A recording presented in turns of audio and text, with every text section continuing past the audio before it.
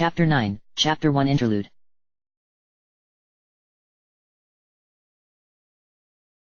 The Temple of the Sun. Midnight. Peach had no idea what was going on. Quite a while ago, she didn't know how long anymore, she, Luigi and Toadsworth had woken up to find themselves in a huge, circular room with windows covering the walls. Light was spilling in, although it didn't seem to have any particular source.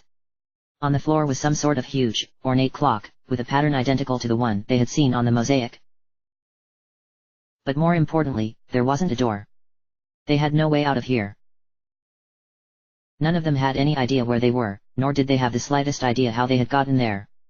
In fact, as they conversed among themselves, they found that all three of them had the same final memory, collapsing to the ground outside the Saluna Temple as some horrible pain devoured up their consciousness. And to make matters worse, Mario was nowhere to be found. Oh, what if something terrible has happened to him? Peach cried for at least the 10th time. The three of them had been here alone for some time now, possibly an entire day. Didn't that Rodolfo man say how nobody was allowed in that temple? You really think just going in there could have caused all this to happen? Luigi asked skeptically. I mean, I know it wasn't allowed, but you really think he could have incurred some unholy wrath just by doing that? If you ask me, we should stop worrying about Master Mario and start worrying about ourselves. Toadsworth fumed. We haven't the slightest idea where we are, nor does there seem to be any way out of here. Peach sighed, sinking into a sitting position on top of the giant clock. Oh, you may be right, Toadsworth, she moaned. If only we knew where we were, that would at least be something. Well, allow me to oblige, Princess, came a sudden voice.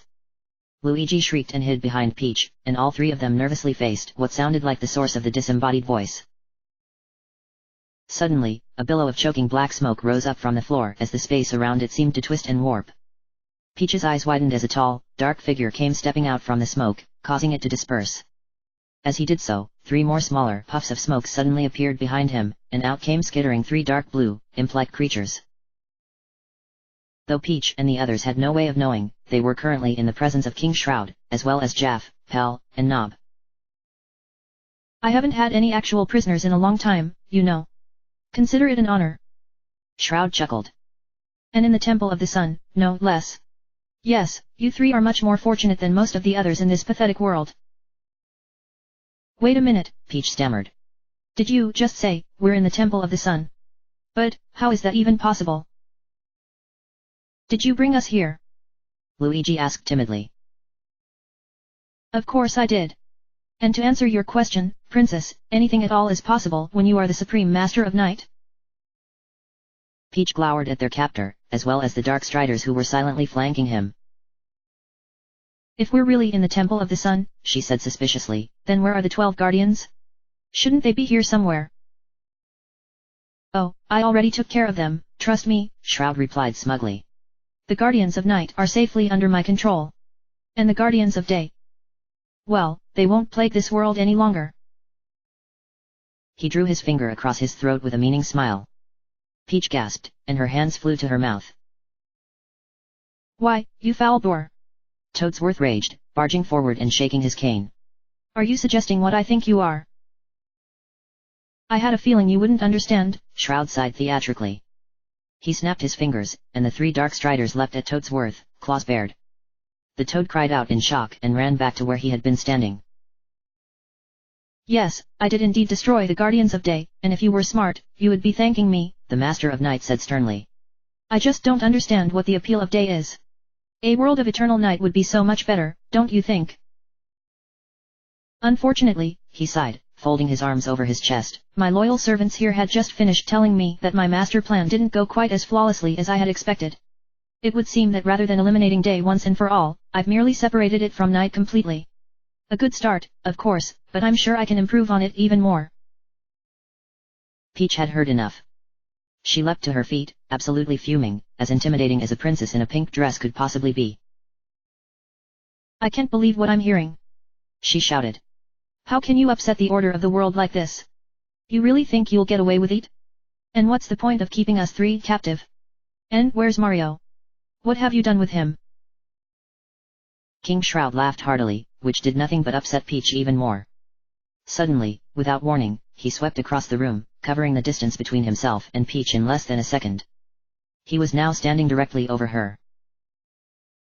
You ask too many questions, princess, he said with a smirk. But since I'm so kind, I'll humor you. Yes, of course I'm getting away with it.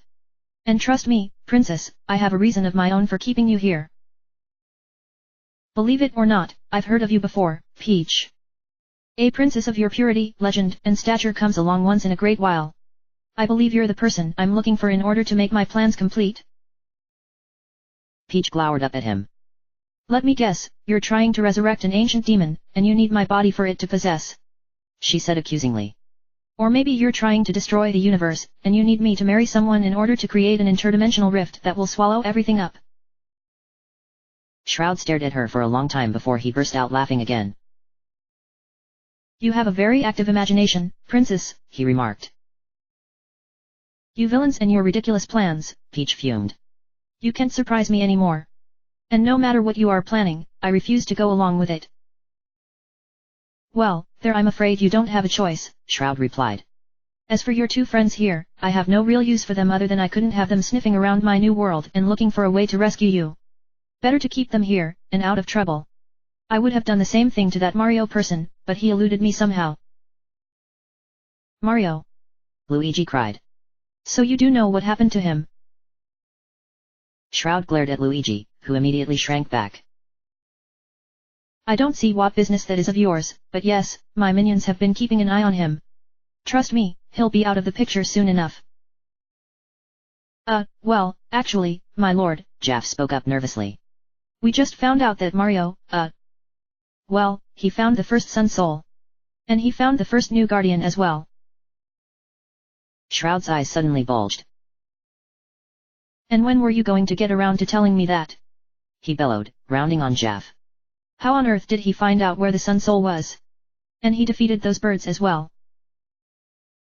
Apparently, my lord, Jaff said timidly. Shroud muttered something to himself, straightening out his robes and attempting to collect himself. Peach smiled in vicious triumph. Ha! You hear that? I don't know what you're planning, but Mario's working to undo it even as we're talking. He's going to bring those guardians back. Oh, just shut up, would you?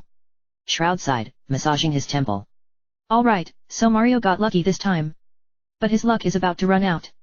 A teleporting forest and angry birds are nothing compared to what lies ahead. If Mario wants to find the second Sun Soul, he'll have to journey to the summit of Mount Tourmaline, the tallest mountain in Chronoside. He'll do it. I know he will. Peach said firmly. Shroud rolled his eyes. Unfortunately, you may be right. It seems he's a bigger threat than I thought. He turned to his minions. Jaff. Pell.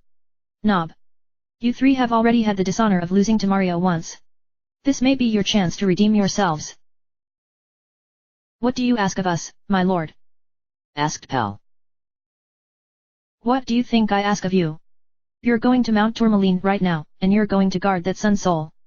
Prevent Mario from reaching it at any cost. As you wish, my lord. Jaff declared. Dark Striders, let's go. All three of them suddenly raised up their arms, sending up plumes of black smoke that surrounded them. When the air cleared, they had vanished. I hate to tell you this, princess, but Mario's not getting any farther. Not if I have something to say about it. Shroud said with a malicious grin. Now I'm afraid I must take my leave. But we'll meet again. He stepped backwards, and like the Dark Striders, was surrounded in black smoke as he waved his scepter above his head. Before long, he too was gone. For a moment Peach, Luigi, and Toadsworth were all silent.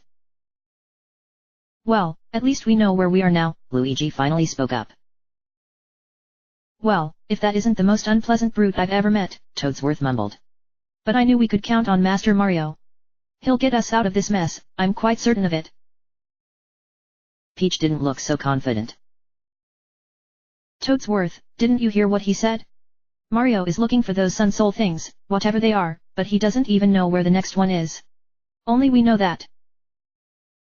Well, we gotta tell him somehow. Luigi decided. Princess Peach, all those other times you were kidnapped, how did you talk to Mario and tell him what to do? I always had someone, Peach recalled miserably. but there's nobody this time. Nobody to send information to Mario for us. An escape is out of the question.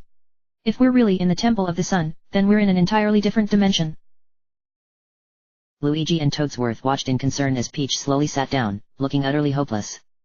No matter what, even in the middle of a kidnapping, she had always been able to help Mario before. She had always been able to do something. She had never been this helpless before. I'm sorry, Mario, she said softly, but I think this time, you're just going to have to get by without me.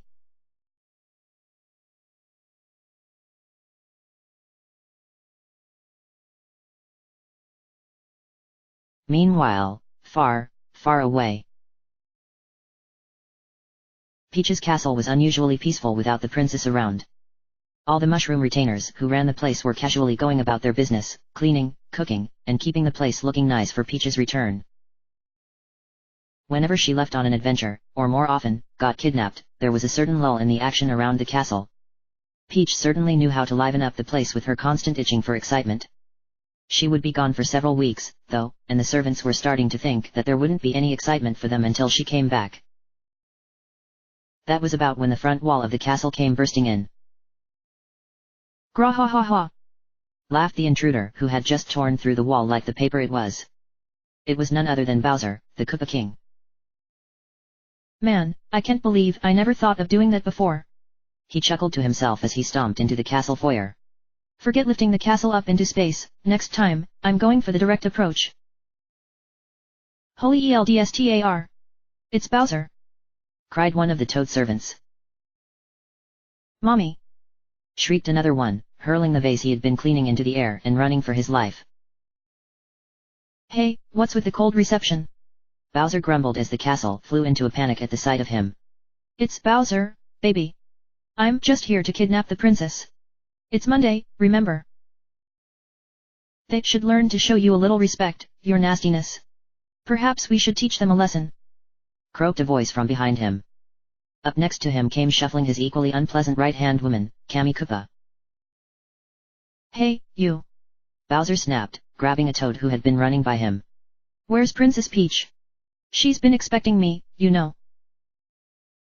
Princess Peach. The Toad stammered. He was shaking so hard it looked like he was having a seizure. She's not here right now. What's this nonsense? Kammy demanded, prodding the Toad in the side with her staff. The princess isn't here? Then where is she, you fool? She, Mario and Luigi all went on vacation, he replied weakly. They're off to some country called Chronoside. Bowser did not look at all pleased about that. What? He roared. You mean Mario, Luigi, and Peach all went on vacation together? And they didn't invite me? He started stomping on the floor in fury. Oh, my. Your awfulness. Please contain yourself. You'll lose your mystique. Kammy reminded him urgently. Bowser grumbled something that sounded like an agreement, eventually calming down. All right, mushroom capacity, thanks for the heads up. He grunted, shoving the Toad away. He scrambled back to join the other servants, who were crowded together at the opposite end of the room and warily pointing their spears. Kammy. Change of plans. Bowser declared, turning to face her. We're going to this Chronoside place right now.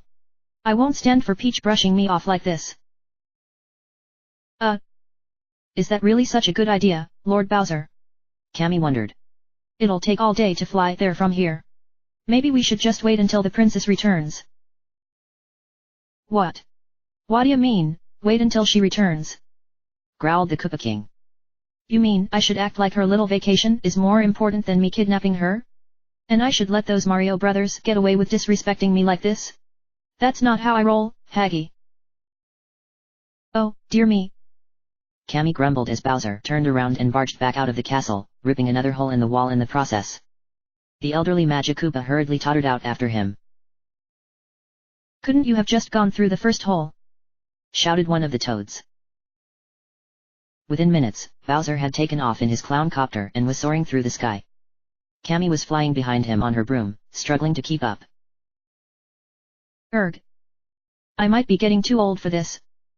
She grumbled. Cram it, you old bag. Bowser growled, always peering far ahead at the horizon. I don't have time for any nonsense this time. This is a matter of personal honor. Just as Cammy had said, the flight ended up lasting all day long.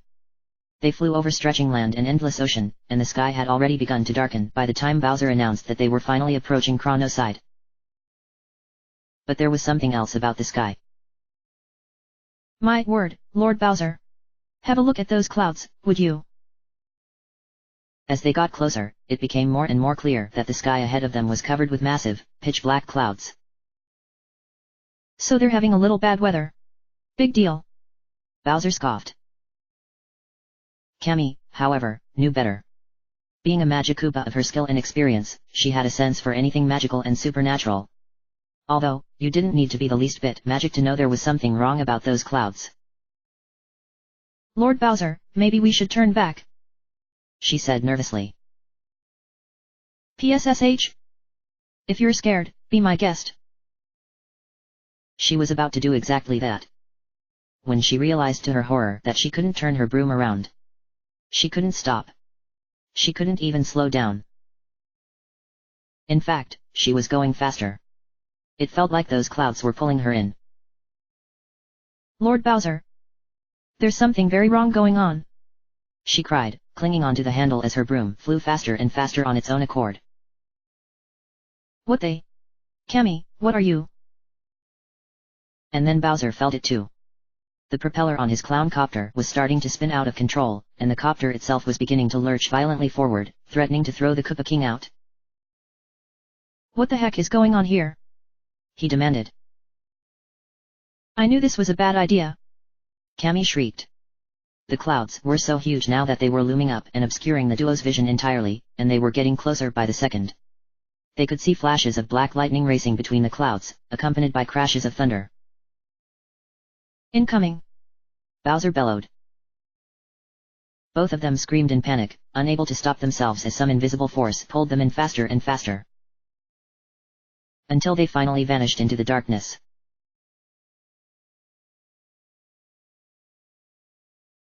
End of chapter.